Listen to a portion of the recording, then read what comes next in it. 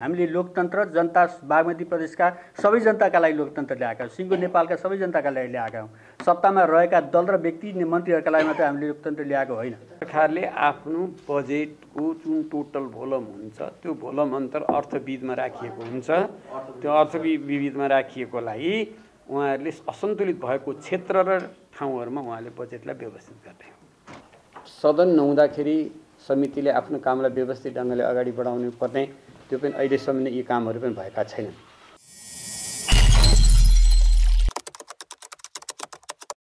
अहिलेको प्रदेश सरकारले गरिएको अहिलेको पछिल्लो गतिविधिलाई एक खालको समीक्षा हामीले गरेका छौँ र तत्काल हामीले उठाउनुपर्ने जनताका मागहरूलाई, सदनभित्रबाट उठाउनुपर्ने कुराहरूलाई हामीले के समीक्षा गऱ्यौँ भनेर तपाईँहरू समक्ष जानकारी गराउने उद्देश्यले आजको पत्रकार सम्मेलन संसदीय दलको गठन भएको कुरा, त्यसपछि त्योभन्दा पछाडि हामी 2 महिना नेकपा एमाले विगतको संयुक्त सरकारमा हामी रह्यौँ के भएको कुरा, त्यसमा हामीले त्यो बिचबिचमा सबै हामीले व्याख्यात्मक यहाँसम्मले किन गरेका छैन भने त्यति बेलै हामीले हाम्रो तर्फबाट सरकारमा गएका बेलामा हामीले कति काम गर्न सक्यौँ या सकेनौँ, कति हाम्रो उपलब्धि भयो, त्यति बेला हामीले पत्रकार सम्मेलन गरेर जानकारी गराएका छौँ। हाम्रो रहेको भूमिकाका बारेमा हामीले समीक्षा आफ्नो गरेका छौँ। यसका अतिरिक्त संसदीय दलका बैठकहरू हामीले यतिवटा गऱ्यौँ भन्ने छ र त्यसपछि संसदीय समितिहरूमा रहेका हाम्रा भूमिकाहरूलाई हामीले उल्लेख गरेका छौँ र त्यसका अतिरिक्त विगतमा हामीले गरेका के उल्लेख कुराहरूलाई हामीले समीक्षा गरेका छौँ। जस्तै गत संसदको अधिवेशनमा हामीले एउटा कुरा उठाएका थियौँ कि भारतीय संसदमा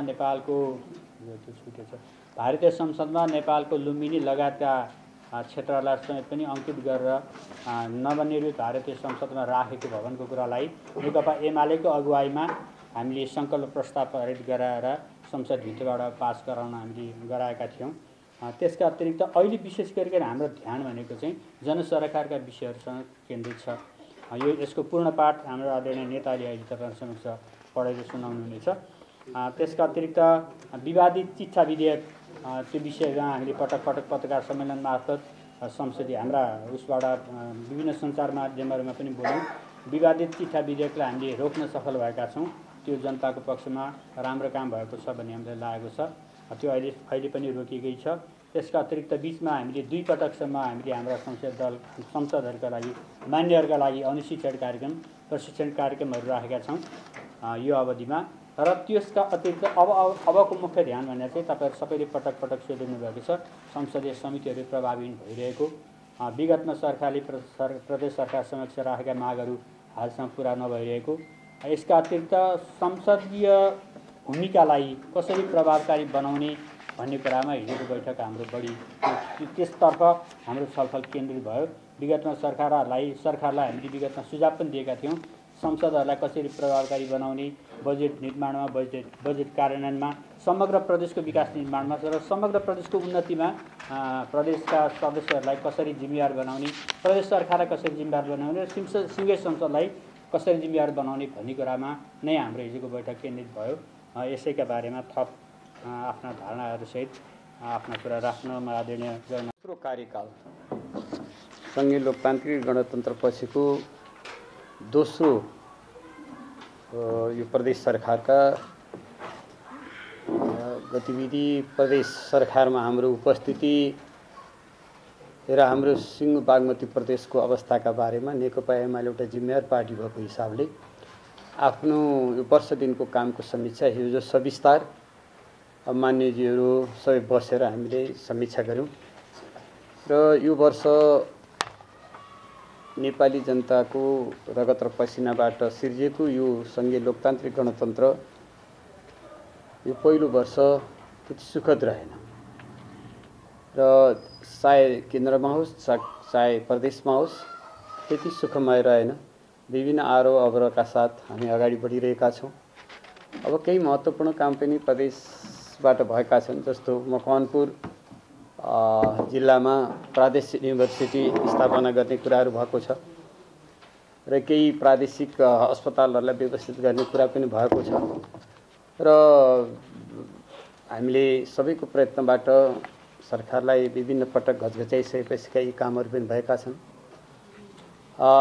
तर मूलतः एक त हामीसँग विशेष गरेर हाम्रो यो प्र्याक्टिसले के देखायो भने यो 5 वर्षको प्र्याक्टिसले वास्तवमा प्रादेशिक सरकारहरूलाई प्रदेशहरूलाई अधिकार अत्यन्तै न्यून रहेको र काम गर्ने अधिकार क्षेत्रहरू चाहे राजस्व सङ्कलनका सन्दर्भमा होस्, चाहे सेवा प्रदायमा होस्, चाहे आफ्नो भूभाग टेरिटरीभित्र गर्ने कामका बारेमा असाध्यै न्यून अधिकार छन्, जसका कारणले पनि प्रदेश सरकार स्ट्रङली अगाडि बढ्न सकिरहेको छैन, सक्दैन। तर अब जहाँसम्म हाम्रो बागमती प्रदेशको यो 1 वर्षको समीक्षा हेर्दा नेकपा एमालेको तर्फ 2टा समीक्षा हामीले गरेका छौँ। एउटा नेकपा एमाले आफै पनि एउटा विपक्षी पार्टीको हिसाबले आफ्नो भूमिका कस्तो रह्यो, हामीले के हाम्रो पनि आफ्नै पनि हामीले एसेसमेन्ट गरेका छौँ भनेदेखि सिङ्गो सरकारको पनि हामीले एसेसमेन्ट गरेका छौँ। हामीले सदनमा बडो जिम्मेवारीपूर्ण ढङ्गले सरकारमा हामी 2 महिना 14 दिन रह्यौँ। त्यतिखेर हामीले केही नयाँ कुराहरू हामीले ल्याएका थियौँ। कोभिडले प्रभावित भएको देश र यो आर्थिक मन्दी भएको देशमा हामीले अलि आर्थिक मितव्ययता साथ सुशासनलाई अलि व्यवस्थित गर्नुपर्छ भन्ने हामीले अर्थ मन्त्रालय खुद नेकपा एमालेले सञ्चालन गरिरहेका बेलामा केही कुरा ल्याएको थियो। तर त्यो वास्तवमा प्रभावकारी थियो। मन्त्री परिषद सानो बनाउने, बागमती प्रदेशको खर्च कटौती कम गर्ने र विशेष गरेर सर्भिस, जनताको सर्भिस प्रदायमा बढी ध्यान दिने भनिएको थियो। त्यो केही प्रभावकारी नै रह्यो। तर गठबन्धन सरकार गठन हुने बित्तिकै फेरि स्थिति पुरानै रह्यो। अझ मन्त्रालय थपका थप गर्ने, खर्चको बढोत्तरी गर्ने कामहरू भए। यसमा हामीले प्रश्न विभिन्न ढङ्गले सदनमा उठायौँ र बजेट 80 को बजेटको सन्दर्भमा पनि निकै चर्का चर्किरह्यो। यहाँहरूलाई थाहा छँदैछ, बजेट अनपेक्षित ढङ्गले जसरी समानुपातिक ढङ्गले विकासको सम्भावना तेह्रै जिल्लामा सबै गाविसहरूमा जुन ढङ्गले पुग्नुपर्ने त्यो पुगेन र विशेष गरेर केही मन्त्री विशेष र त्यसमा पनि पोर्टफोलियोको आधारमा हेभीवेटका मन्त्रीदेखि बाहेक बजेट जान सकेन, जसले त्यो निकै हाम्रो बागमती प्रदेशको यो एउटा निकै हल्लाको विषय, चर्चाको विषय र त्यसमा नेकपा एमाले गम्भीरतापूर्वक आफ्नो ध्यान त्यहाँ केन्द्रित गर्यो र बडो जिम्मेवारीपूर्वक ढङ्गले आफूलाई व्यवस्थित ढङ्गले त्यो कुरालाई जनताको बिचमा राख्यो। तपाईँ पत्रकार बन्धुहरूको बिचमा राखेर सदनमा पनि त्यसलाई घनघोर ढङ्गले अगाडि बढायो र विशेष गरेर हाम्रो ध्यान यो समितिहरू निर्माण गर्ने कुरामा पनि निकै ढिलाइ भयो। त्यसलाई हामीले बडो संवेदनशीलताका साथ, जिम्मेवारीका साथ ती चिजलाई पनि हामीले समितिको सभापतिहरूको कुरै नहुँदा पनि कमसेकम समिति चाहिँ बनोस्, काम हुँदै गरोस् भन्ने हो। ज्येष्ठ मान्यहरूको आधारमा समितिहरू सञ्चालन भइरहेका छन् र सभापति अहिलेसम्म चयन हुन सकेको छैन। जो मिनी अधिवेशन हो संसदको, कमसेकम सदन नहुँदाखेरि समितिले आफ्नो कामलाई व्यवस्थित ढङ्गले अगाडि बढाउनु पर्ने, त्यो पनि अहिलेसम्म यी कामहरू पनि भएका छैनन्। हिउँदे अधिवेशन यहाँलाई थाहा छँदैछ, यो पहिले नै सुरु भइसक्नुपर्ने। अहिलेसम्म पनि बिजनेस बिना, हाउसको बिजनेस बिना सरकार अहिलेसम्म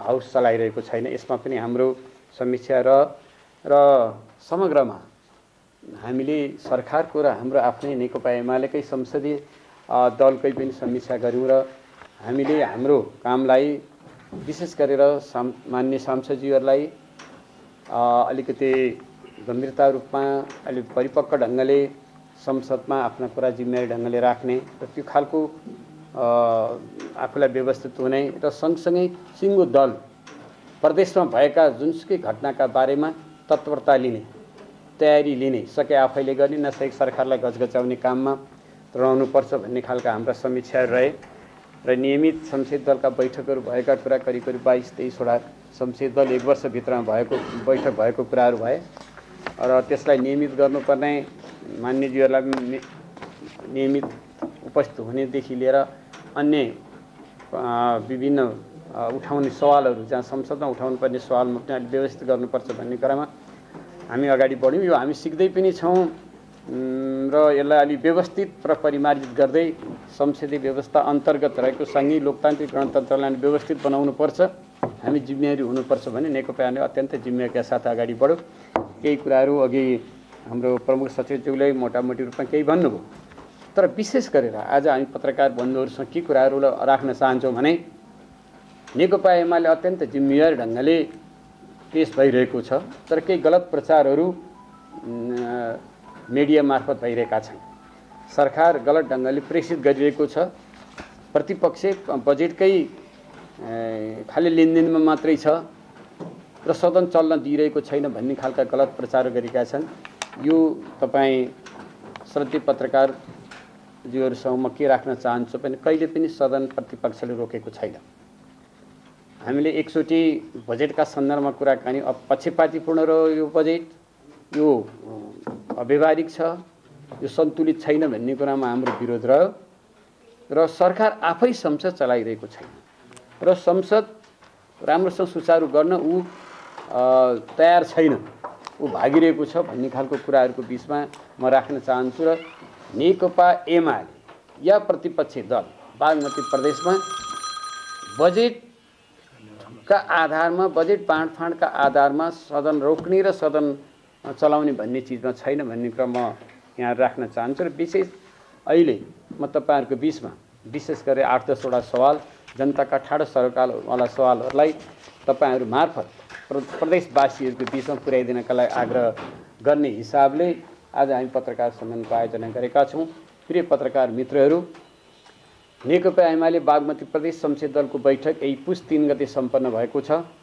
बैठकले आगामी प्रदेश सभा सञ्चालन, सरकारको काम कारबाही, आर्थिक वर्ष 80-81 को बजेट कार्यान्वयनको स्थिति, समसामयिक राजनीतिक विषयहरू, जनताले दैनिक जीवनमा भोग्नु परेका पीडा र शास्तिका विषयहरूमा गहन छलफल गर्दै आफ्नो 1 वर्षीय कार्यकालमा दलले खेलेको भूमिकाको बारेमा समीक्षा समेत गरेको छ। नेकपा एमाले लोकतान्त्रिक गणतन्त्र संहिता कार्यान्वयन सदैव अग्रसर र पहिलो दस्तामा हुँदै आएको कुरा तपाईहरु सामु सर्वविदितै छ। उक्त बैठकले निम्न विषयहरूमा आगामी प्रदेश सरकारलाई गम्भीर ध्यान आकर्षण गराउँदै कार्यान्वयनको लागि निर्णय समेत गरेको विषयलाई तपाईहरुको लोकप्रिय सञ्चार माध्यमहरु मार्फत जनसम्मेलन जानकारी गराउन चाहन्छौं। 1. महालेखा परीक्षकको आर्थिक वर्ष 2079-80 को प्रतिवेदनले धेरै कुराहरू बेरुजीका यत्रतत्रहरू प्रस्तुत गरेको छ। आर्थिक अपारदर्शिता हटाई तत्काल सुशासन दिनुपर्ने सवालमा सरकार कानमा तेल हालेर बसिरहेको छ। यसमा नेकपा एमाले यसलाई घचघच्याउन चाहन्छ र अपारदर्शी र बेरुजीहरूलाई हटाउनका लागि र सुशासन कायम गर्नका लागि अनुरोध गर्दछ। 2. सरकारले संसदमा पटक पटक माननीयले उठाएका सवालहरू, सरकारले दिएको आश्वासनहरू, प्रमुख प्रतिपक्ष र विपक्षी दलहरूले उठाएका आवाजहरूलाई समेतलाई सम्बोधन गरेको छैन। यो सम्बोधन गर्नका लागि तत्काल माग गर्दछ। 3. मिनी पार्लियामेन्ट भनेर चिनिने प्रदेश सभाका समितिहरू 1 वर्षपछि दबावका बावजुद बल्ल बल्ल समिति त बने, तर सभापतिहरू चयनमा ढिलाइ भएकोले ती समितिहरू कामकाजी बन्न सकिरहेका छैनन्। सरकार यसमा मौन छ, तुरुन्त सभापतिहरूको चयन गर्न माग गर्दछ। 4. जनताका प्रतिनिधि प्रदेश सभाका सदस्यको सभाभवन लामो समयदेखि अलपत्र परेको छ, अधुरै छ। ठेक्का लगायत पनि वर्षौंसम्म पुरा नहुनु वास्तवमा खेदको विषय हो। यो तुरुन्त अविलम्ब सभा निर्माणको कामलाई अगाडि बढाउन जोडदार रूपमा नेकपा एमाले माग गर्दछ। 5. बागमती प्रदेशको राजधानी हेटौँडा आउने जाने बाटोहरू फर्पिङ, भीमफेदी सडक, मातातीर्थ, चखेल भान्ज्याङ, कलङ्की सडक, छैमले सिस्नेरी सडक वर्षौंदेखि किन बनेका छैनन्?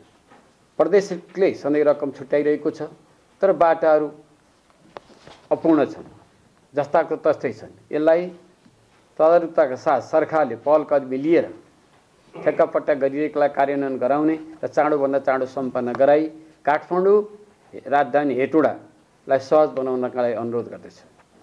6. यो प्रदेश सभाको दोस्रो कार्यकालको 1 वर्ष बितिसक्दा जम्मा प्रदेश सभाको जम्मा 58 मात्र बैठक आयोजना भएका छन्। 38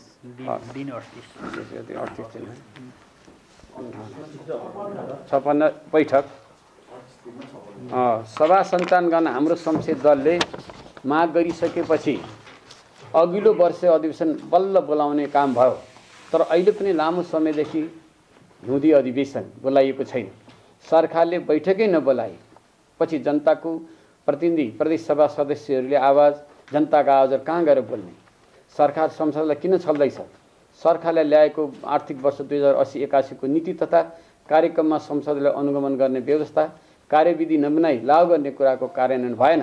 यसबारेमा तुरुन्त कार्यान्वयन गर्नका सरकारसँग माग गर्दछ।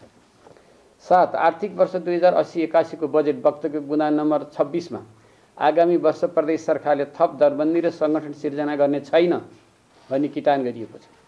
सवारी साधन खरिद गर्ने कार्यलाई निरुत्साहित गरिएको छ भन्ने कुरा पुस्तिकामा उल्लेख छ। तर सरकारले आफ्नै नीति विपरीत जथाभावी संरचना र दरबन्दी सिर्जना गरी आर्थिक भार बढाउने कार्य गरिरहेको छ।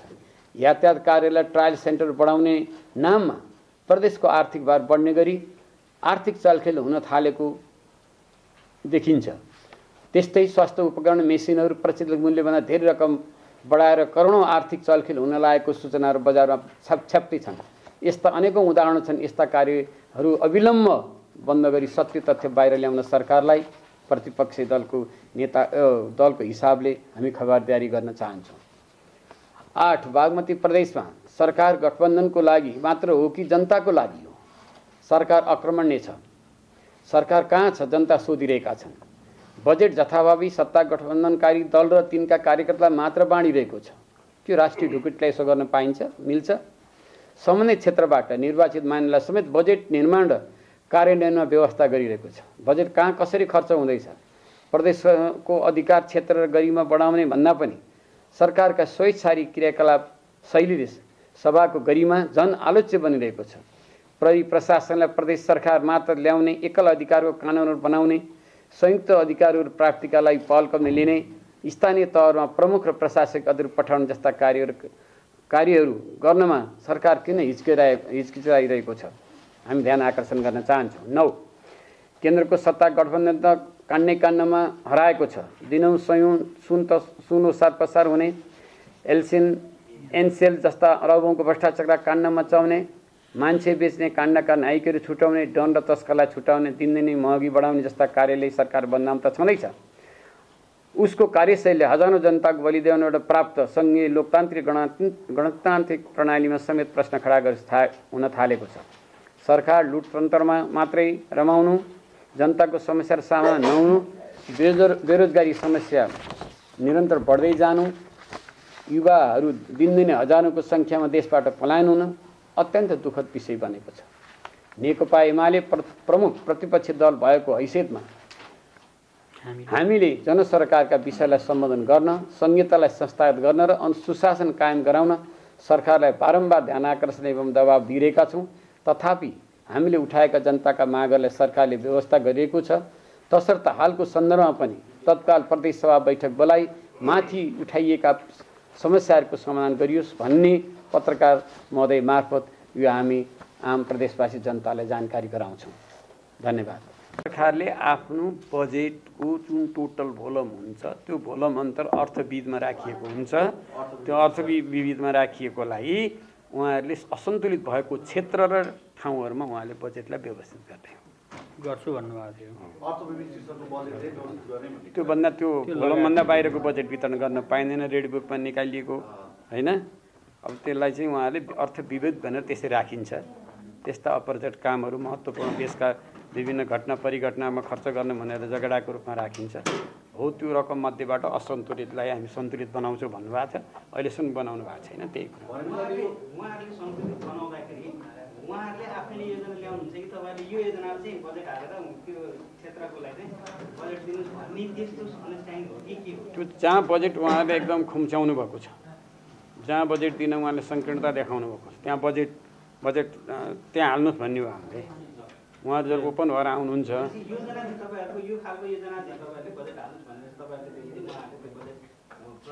उहाँहरूले भन्नु पऱ्यो नि त्यो होइन। त्यस्तो होइन, त्यसरी पनि होइन। त्यो एउटा पार्ट हो।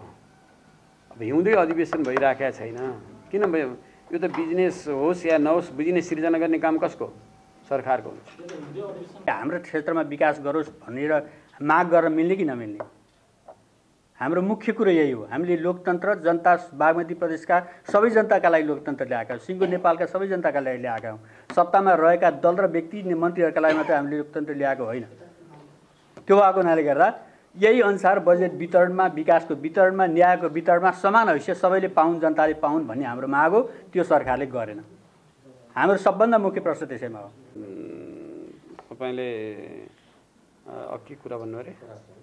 राजधानीको सार्ने कुरा राजधानीको बारेमा यो हामीले खण्डन होइन, हामीले खण्डन, यो उहाँलाई बोल्ने अधिकार पनि हुँदैन। विज्ञप्ति नै निकालिएको अनि हामीले विज्ञप्ति त्यत्रो निकाल्ने, यो कुनै पनि एउटा संसदको 100% बहुमत पनि होइन, 100% नेपाली कङ्ग्रेसको बागमती प्रदेशका नामको प्रस्ताव, हेटौँडाको प्रस्ताव, नेकपा एमालेको प्रस्तावमा सर्वसम्मत 100%ले गरेको कुरामा अहिले आएर उहाँले यदि बोल्नुभयो हो भने मलाई थाहा छैन, प्रचार त्यस्तै आएको थियो, त्यही अनुसार हामीले त्यसलाई खण्डन गऱ्यौँ उहाँले अनि हामीले भन्यौँ। तर त्यो जसले बोले पनि त्यो गैर जिम्मेवारी हुन्छ।